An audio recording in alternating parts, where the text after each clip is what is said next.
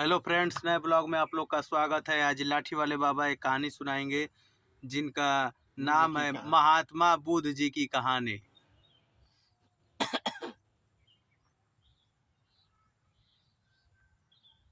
महात्मा बुद्ध की कहानी। महात्मा बुद्ध के बचपन का नाम सिद्धार्थ था।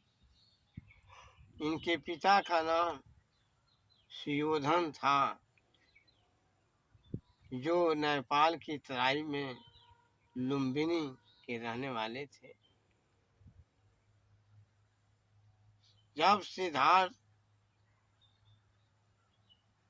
563 ईस्वी ईसा पूर्व पैदा हुए,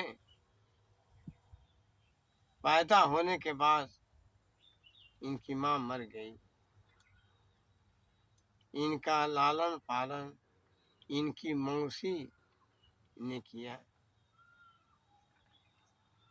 कुछ दिन के बाद जब ये बड़े हो गए तो लगभग 29 बरस के हो गए, तो जब अपने जंगल में वाटिका में जाते थे घूमने के लिए, तो ईश्वर द्वारा प्रदत्त चीजें इनको दिखाई देने लगी। कभी बुढ़ा बनकर इनके सामने से निकल गया, कभी मरा हुआ व्यक्ति इनके सामने से निकल गया, कभी जो है एक लंगड़ा आदमी निकल गया सामने से। इन चीजों को देखने के बाद सिद्धार्थ का मन इस सांसारिक जीवन से उब गया और इनका मन जो है दूसरी तरफ बदल गया। 29 वर्ष की अवस्था में, इसके पहले इनकी शादी यशोधरा नामक औरत से हुआ था। इनका पुत्र भी एक पैदा हुआ जिसका नाम था राहुल। 29 वर्ष की अवस्था में ये अपने घर द्वार को छोड़कर चले गए जंगल में। कुछ दिन तपस्या करने के बाद भगवान ने देखा कि ये तो मर जाएंगे भूखे। सुजाता नामक एक परी थी, उसको खीर दे करके और भिजवाए कि जाकर उनको दे दो, जाकर सिद्धार्थ को दे दो। सुजाता नाम की परी जब खीर लेकर आती है, उस समय थोड़ा ध्यान इनका खुला, खीर खा लिए। इसके बाद परी चली गई। कुछ लोगों का, बौद्ध अनुयायियों का कहना है कि जब ये खीर खा लिए तो इनको ज्ञान की प्राप्ति हुई, लेकिन ऐसी बात नहीं। लाठी वाले बाबा का कहना है कि खीर खाने के बाद सुजाता अपना स्थान पर चली गई।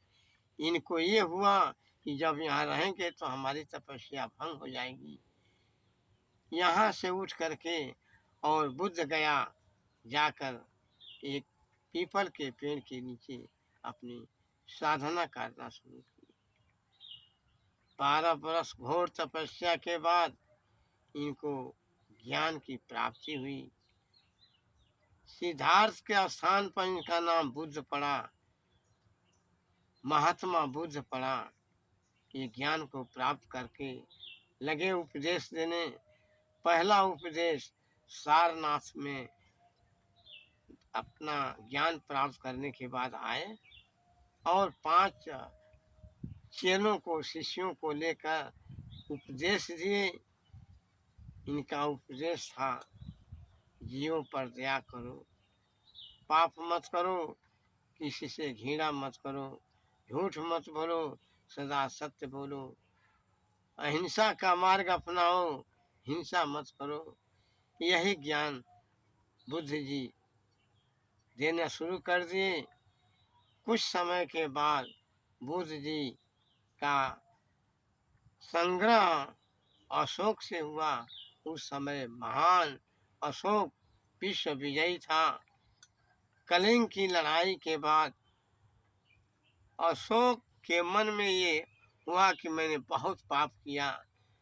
उन्होंने तलवार फेंक दिया और बुद्ध जी के शरण में आए।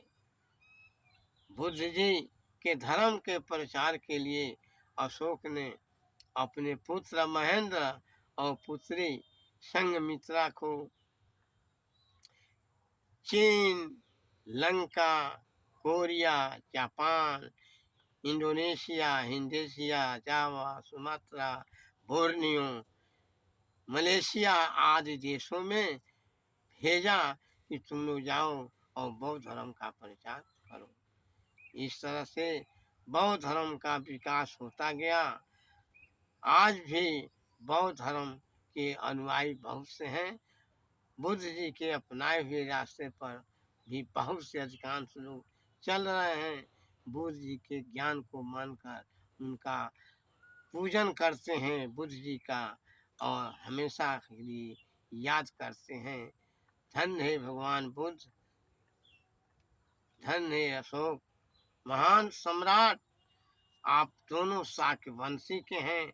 मौर्य सम्राट अशोक के संस्थापक बिंदुसार के पुत्र। धन्य है अशोक, धन्य है बुद्ध जी। आप लोगों का धन्यवाद है। ठीक है फ्रेंड्स, लाइक और सब्सक्राइब जरूर करें और इस वीडियो को दूर तक पहुंचाएं। धन्यवाद।